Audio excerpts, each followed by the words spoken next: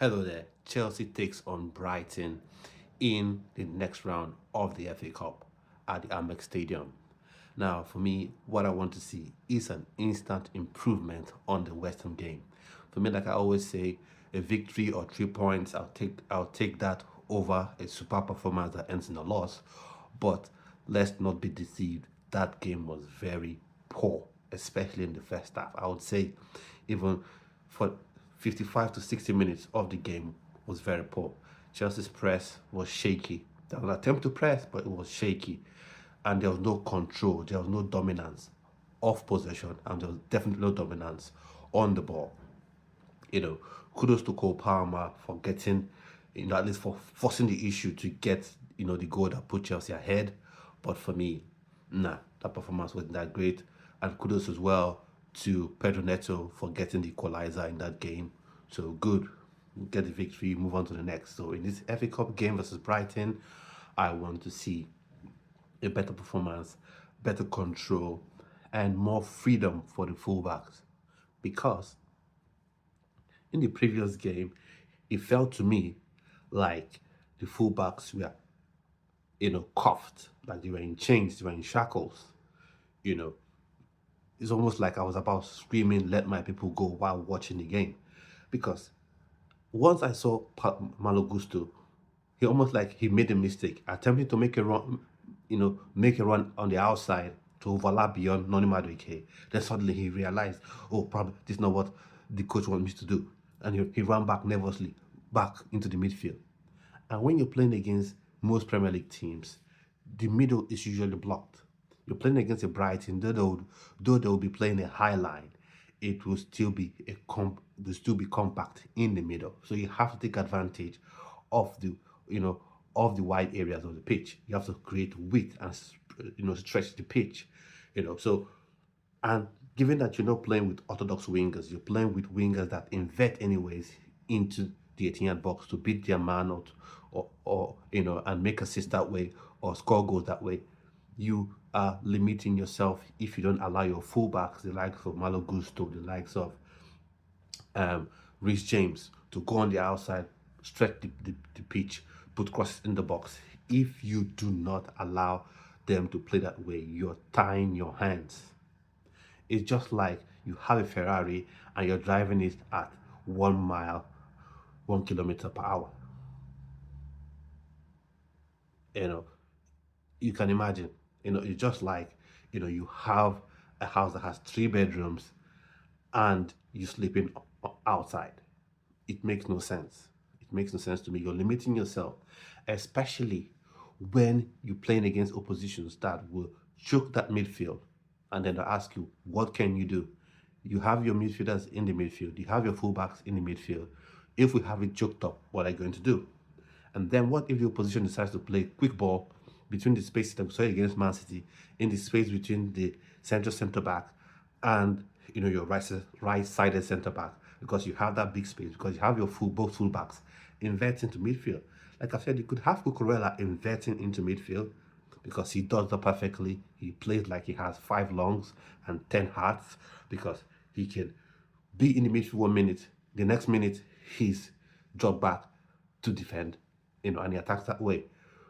But in terms of Reece James, Malo Gusto, their main strength offensively is stretching the teams out wide with their pace and crossing the ball. And it's not like they cannot invert, but they're not very good at it. They can invert in moments. Okay, in the 15th minute you see them here, in the 25th minute you see them in the midfield. They can do those things, but you don't want to say that is where they must be in the whole game. And especially Chelsea have not been able to dominate games. Yes, you've dominated possession. It may seem odd, but you've dominated possession, but you don't see that control that comes with dominating possession. You see on the start sheet 66% possession, 75% possession, but you don't see that control. You don't see that control of play. So for me, since that is how it is, I think Chelsea should use, the width. And then the press conference today, Enzo Maresca was asked about Felix. He said, "Oh, everything was done for those that wanted to leave, and then they've left. That's fine." no problems for me, though I felt Joao Felix should have still been in the team, and games like this he could have contributed a lot, but he's gone. But I don't want Enzo Maresca complaining about squad depth because he has contributed in players like, you know, Joao Felix leaving.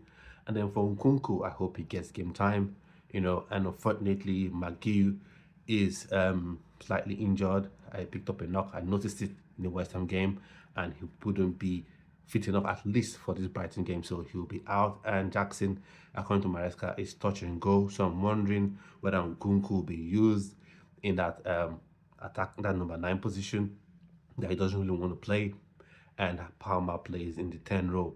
Let's see how that goes. Or maybe, I don't know, this is a Premier League side. I don't know if Enzo Maresca would trust Shimon Weka, to play as a number 9 in this game. So this is a game where David Washington would have been useful, but for obvious reasons right now, because he's gone to Santos on loan, so he's unavailable. So right now, Chelsea have no strikers, no first team strikers available. So for me, let's see how that goes. I still feel Chelsea should be able to, win the game versus Brighton tomorrow. I think it's 8 p.m. So for me, my starting lineup, I would go with Philip Jorgensen in goal, and I would go with Malo Gusto to start off at right back, and I'll go with Tosin Adarabioyo in the heart of midfield. I'll go with Shaloba in the heart of defense as well as Tosin Adarabioyo and Trevor Shaloba in the defense. Because the Premier League side, you don't take anything for granted, and I don't think Kobe right now is in the best of form. I still think Tosin and Shaloba's partnership would be best. That's just my opinion. I wonder what you think. Let me know in the comment section. And then left, I'll have Cucurella. They should be able to play 2 games a week. If Chelsea was in the Champions League, if Chelsea were in the Champions League, you wouldn't be saying this group of players won't be able to play in midweek and they can only play on weekends, or they can only play on weekends, or they won't be able to play on weekends and can only play midweek. You would have allowed them to play anyway. So that's it. So in that regard, Cucurella plays there. And then Lavia is unavailable. So for me, I don't know if he was registered on time. If he was indeed registered on time, I would like to see Matis Amalgo paired up with Caicedo in that midfield, because I think he has the legs, he has the quickness of thought and the pace as well to sort of give that Lavia stuff contribution. But it's still left to be seen if he has the physicality, of Romeo Lavia. So let's see how that goes. And then in the 10 role, if Nkunku will be playing as the 9, then I'm sorry, Cole Palmer, you have to play in that 10 role. You have to play in that 10 role. And for me again, I would start with Pedro Neto on the left and Noni Madueke on the right. But it could be possible that Maresca could decide to go for, Jadon Sancho on the left. But what I want to go with Pedro Neto and Madueke is they both have pace and can really stretch, Brighton. And Brighton plays with the high line in ways.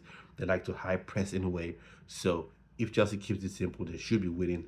And having these 2 players, Noni Madueke on the right and Pedro Neto on the left, would contribute, so much. Would contribute a lot to Chelsea actually winning and taking advantage of Brighton. So that's the lineup I'll be going with. So for me, that's my lineup. What is your own lineup? I'll let us know in the comments section. And then for scoreline prediction, I still think Chelsea will just have more than enough for Brighton. So I'll go with the 3-1 win, because I think Brighton would score, but I think Chelsea would just have a little bit too much for Brighton. Fingers crossed.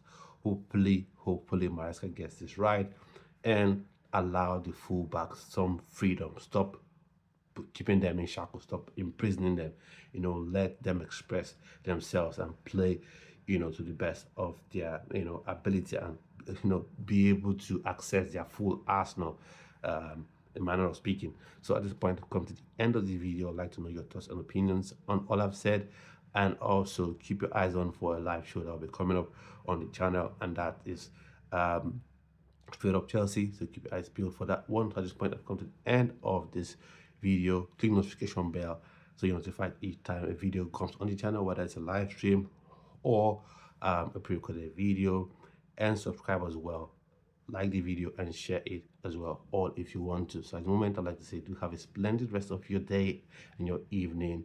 Stay well and stay blessed.